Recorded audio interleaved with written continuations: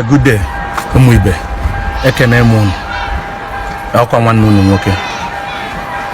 Oboro obia mu n'uche, nkwuo n'ọnụ updates. Otago. Ihe ọbụla ịnụ from me. Je mee nkwagharị gbasara ya. Ihe nji maka ya wee bịa kịta na achọrọ m ịgwa mmadụ niile ka ọ mara na government is government. Ekpere government itiri garụ ha gba nkịtị ha mụma wee gba nkịtị. Government chete gị or if government want to work, oga ha ga-eme mkpucha na nzacha maka Akwa Okuko Tiwaraki. Ndị mmadụ na-asị na akwa abatago ọ bụ na ego ga-azọrọ gị ọgwụ ga-azọ gị ọ bụrụ ebe gọọmenti nọ.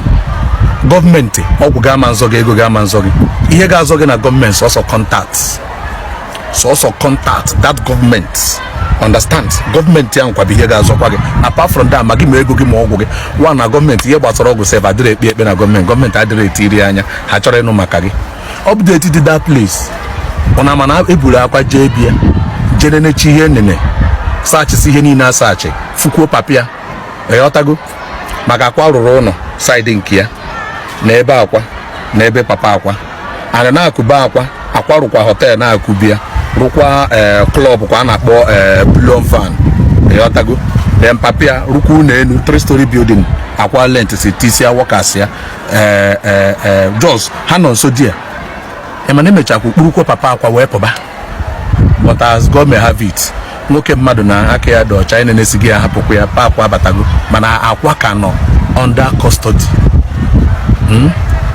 Akwa aka jitenu akwa aka na-eme investigation gbasara a lot of things ebe aka kpara eze ka udene kedu ihe ga-emezi ndị ọzọ ebe ọkụ gbara ahịhịa dị ndụ like this ojide nke kpọọ nkụ kedu ihe ga-eme one ana m agwa ndị mmadụ ha si na ị na-eme ihe ọjọọ na ị na-agwọ ọgwụ ayotago ihe ị na-eme adịghị legit ịma nwe a tangible and reasonable people ga stand by you inwe iko na abụrụ invisible friends m ga-abụ ka ime onwe ego ekwepụta n'iru akwụkwọ ọ bụ na akwa bụ nnukwute pastọ na let's say na odumeje ka ihe a mee ị ga-afụ people billionaires ga-apụta but nobody want to associate with nwa dibia.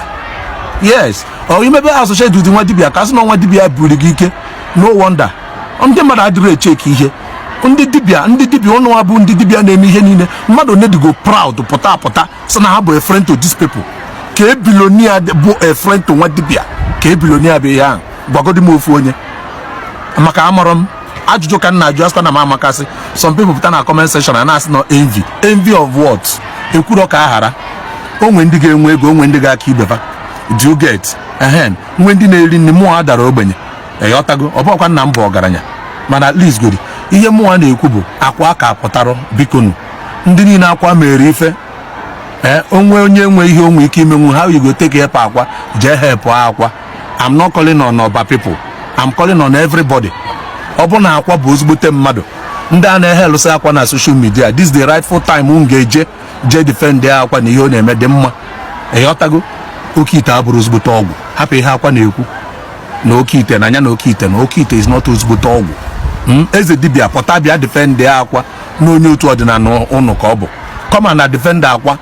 I'm calling on ndị dibia niile ọgwụ na-arụzikwa ọrụ ọgwụ na-arụzikwa ọrụ ụnachi ịgwa m na ike adịrọzi n'ihe unu na-ekwu ụnachi ịgwa m na ọwa yoku na-eme ọ bụ na ọ bụrụ ọwa yoku na-eme were rụọ ọnụ something. Government is God. Chineke bụ Chukwu n'onwe ya recommend a government ma na gọọmenti na-eme exist ọ bụzie taụtụ dị ka anyị nwa ndị na-amụrụ ihe a na-akọ ndị jos n'ọpụta ụwa kwudo gọọmenti. Chineke dị gọọmenti dị and gọọmenti ga-adịgide tiri ụwa agwụ maka gọọmenti dị before Jesus ịghọtago gọọmenti kpe Jesus ikpe so onye ka ịbụ gọọmenti ama mbịakwute gị if gọọmenti want to work they will work even go na bịa na comment section na-akọ ihe na-akọ gọọmenti if they work they will track you they will get you ma ndị bloggers na-akọ tịtọ if the government work they will track you they will get you adịrị agba ya ebe ọsọ gị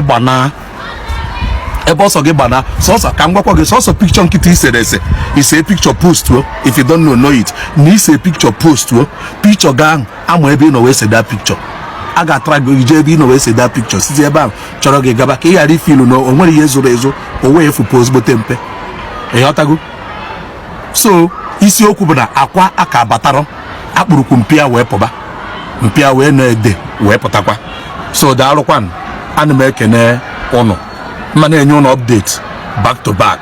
Mana ihe nna agwa ụnụ bụ ike dị n'ozigbote ọgwụ, mana ajọ ọgwụ ike adịrọ na ya. Unu kwuo na ike dị na ajọ ọgwụ, unu egosikwa n'ebe nọ, gosi na ebe gọọmenti nọ. Ihe achọnwụba mee, gosi na ebe gọọmenti nọ, because o chetara m ife eje m na ndo, onwe mbọsị nje na ndo maka m nwere ihe gbasara onwe ihe a na na-eme, onwe steeti nwere na ndo. So ka mụ na ndị na ndo na-ekwu okwu, my friend bụ onye na ndo na-agwa ofu nwa dibịa nọ that place kedu ebe a ga-enweta onye na-agwa enye ule. Onye na ndo bụ dibịa na-ajụ anada dibịa ka ebe a ga-enweta ozugbote dibịa na ndo a na-agwa enye ule. I was like, ndo alụala ewu ewu afịa afịa. What is that? Why fake ji wee karịa original? Why? Maka na a na-achụ ego. Enwezi ndị dibịa na-apụta na social media ekwu okwu. Post niile na-afụ ndị dibịa na-ekwu bụ old post, ihe ochie. Tapim kịta ka gọọmenti gwa gị na Chukwu ka ha bụ. Ihe sọrọ Chukwu ome, otu aka ọ dị gọọmenti. Ihe sọrọ gọọmenti eme. Thank you. Ihe nwaanyị abala ike ka o ji eme. Daalụkwanụ. Ịchọkwa ịkparị m ịkparị ya mụ. Ọkwa okwu ichie ka a na-ekwu, ịfụ na mkpu ogbu m dibịa. Ịghọtago? Daalụkwanụ.